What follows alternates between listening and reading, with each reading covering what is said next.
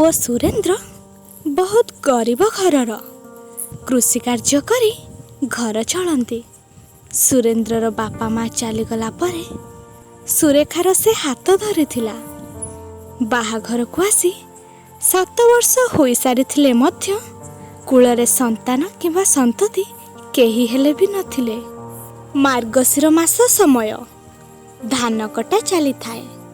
ସୁରେଖା ଆଉ ସୁରେନ୍ଦ୍ର ଖାଇ ପିଇ ଚାଲନ୍ତି ନିଜ କାମରେ ବିଲକୁ ଯିବା ପାଇଁ ପ୍ରାୟତଃ ଏକ ଜଙ୍ଗଲ ରାସ୍ତା ଅତିକ୍ରାନ୍ତ କରିବାକୁ ପଡ଼ୁଥାଏ। 2 ଜଣ ସାଇକେଲରେ ଚାଲିଥାନ୍ତି ସେହି ଜଙ୍ଗଲ ରାସ୍ତାରେ। ଜଙ୍ଗଲ ଭିତରୁ ମଶାଣି ଆଡ଼ୁ ଏକ ଛୋଟ ପିଲାର କାନ୍ଦ ଶବ୍ଦ ଶୁଣି 2 ଦମ୍ପତି ସେଇ ଆଡ଼କୁ ଚାଲିଲେ। ଆଉ ଯାହା ଦେଖିଲେ 2 ଜଣ ବିଶ୍ୱାସ କରିପାରିଲେ ନାହିଁ। ଏକ ସୁନ୍ଦର ଗୁଲୁଗୁଲିଆ ଛୁଆଟିଏ ରାହା ଫିଟେଇ କାନ୍ଦୁଥାଏ।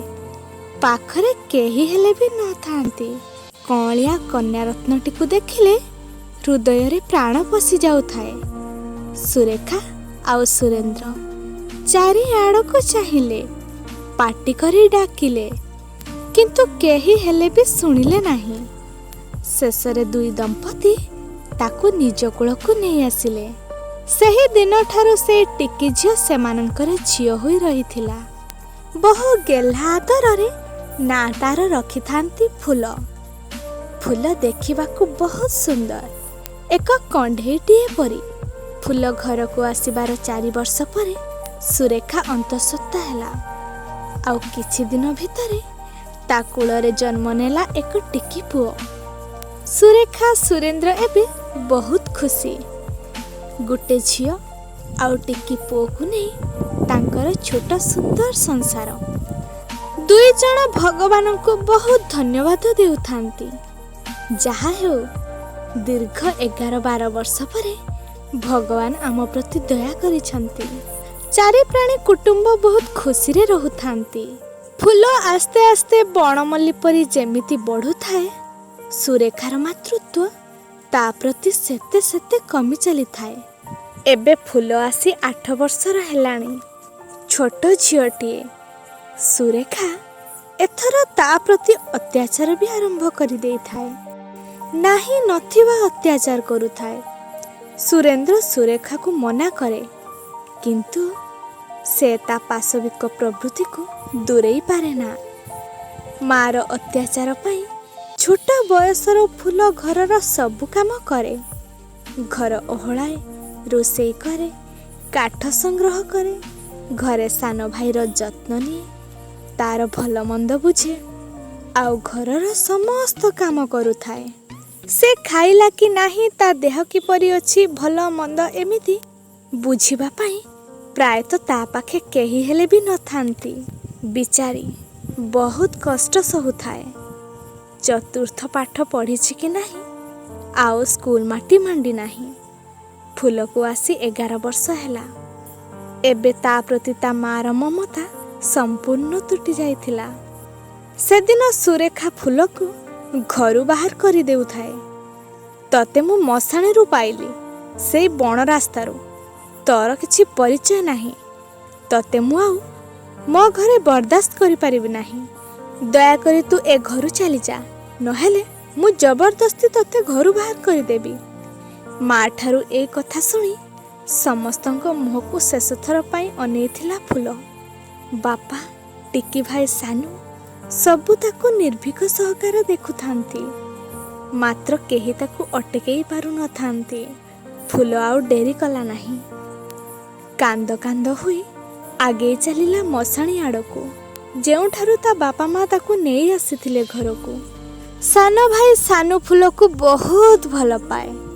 ନାନୀ ଚାଲି ଯାଉଥିବାର ଦେଖି ତା ପଛେ ପଛେ ଦୌଡ଼ିଲା। କାନ୍ଦି କାନ୍ଦି ନାନୀ ନାନୀ ଡାକି ଡାକି। ଭାଇକୁ ପଛରୁ ଦେଖି ଫୁଲ ମଧ୍ୟ କାନ୍ଦୁଥାଏ, ହେଲେ ନିଜକୁ ଅଟକାଇ ପାରୁନଥାଏ। ସାନ ଭାଇ ସାନୁ ତାର ଦୌଡ଼ି ଦୌଡ଼ି ଏକ ଛୋଟ ଖୁଣ୍ଟକୁ ଝୁଣ୍ଟି ପଡ଼ିଲା, ଆଉ ତା ମୁହଁଟି ଏକ ଶୁଖିଲା କାଠଗଣ୍ଡିରେ ବାଡ଼େଇ ଗଲା। ରକ୍ତାକ୍ତ ହୋଇଗଲା ସେ। ହଠାତ୍ ସୁରେଖା ଆଉ ସୁରେନ୍ଦ୍ର ତାକୁ ହସ୍ପିଟାଲ ନେଇଗଲେ। ମାତ୍ର ହସ୍ପିଟାଲରେ ଡକ୍ଟର କହିଲେ ସାନୁର ଆଖି ଦୁଇଟି ନଷ୍ଟ ହୋଇଯାଇଛି।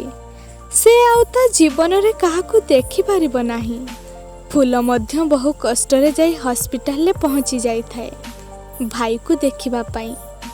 ଡାକ୍ତର ବାବୁଙ୍କ ଠାରୁ ଏପରି କଥା ଶୁଣି ସେ ନିଜକୁ ସହିପାରିଲା ନାହିଁ।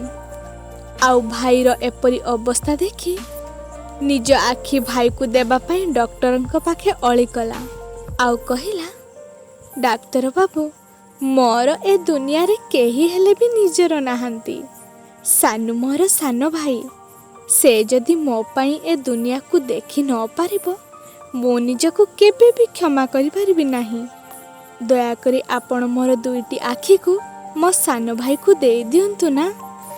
ଆଜି ନହେଲେ କାଲି ମୁଁ ତ ମରିଯିବି। ତା ପୂର୍ବରୁ ମୋ ଭାଇ ସୁସ୍ଥ ହେବା ଦରକାର। ଦୟା କରନ୍ତୁ ଡାକ୍ତର ବାବୁ, ମୋ ସାନ ଭାଇକୁ ସୁସ୍ଥ କରିଦିଅନ୍ତୁ। ଝିଅଟିର ଏପରି ଅନୁରୋଧ କ୍ରମେ ଡକ୍ଟରମାନେ ମଧ୍ୟ ସାନୁର ଅପରେସନ୍ ଆରମ୍ଭ କରିଦେଲେ। ସାନୁ ପୂର୍ବ ଭଳି ଦେଖିପାରିଲା। ସେହି ହସ୍ପିଟାଲ ବେଡ୍ରୁ କାହାକୁ କିଛି ନ ଜଣେଇ ଅଣ୍ଡାଳି ଅଣ୍ଡାଳି ଆସି ଛାତରୁ ଖସି ପଡ଼ିଥିଲା ଫୁଲ। ଆଉ ସବୁଦିନ ପାଇଁ ଆରପାରିକୁ ଚାଲି ଯାଇଥିଲା। ଏସବୁ ଖବର ଜାଣିବା ପରେ ସୁରେଖାକୁ ସୁରେନ୍ଦ୍ର ବହୁତ କଥା କହି ଦୋଷାରୋପ କଲେ। ସୁରେଖା ମଧ୍ୟ ନିଜର ଭୁଲ ଅନୁତାପ କଲା। ମଶାଣିରୁ ପାଇଥିବା ଅମୂଲ୍ୟ ରତ୍ନଖଣ୍ଡିଟିକୁ ସେ ନିଜ ପାଖରେ ସାଇତି ରଖିପାରିଲା ନାହିଁ।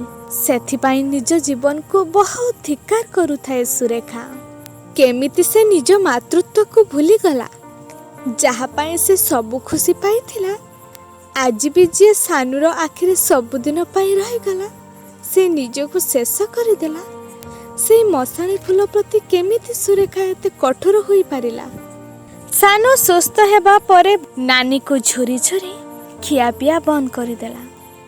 ଆଉ ମାତ୍ର 15 ଦିନ ଭିତରେ ତା ଜୀବନ ଦୀପଟି ମଧ୍ୟ ଲିଭିଗଲା। ସେତେବେଳେ ସୁରେଖା ଜାଣିପାରିଲା, ଫୁଲ ଜଣେ ସାଧାରଣ ଝିଅ ନଥିଲା। ସେ ଥିଲା ଜଣେ ଦେବୀ, ଯିଏକି ତା ଘରକୁ ସବୁ ଖୁସି ନେଇ ଆସିଥିଲା। କିନ୍ତୁ ସେ ଚଣ୍ଡାଳୁଣୀ ତା ନିଜ ଖୁସିକୁ ନିଜ ପାଖେ ସାଇତି ପାରିଲା ନାହିଁ।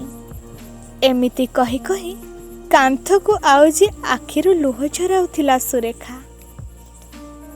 ଧନ୍ୟବାଦ।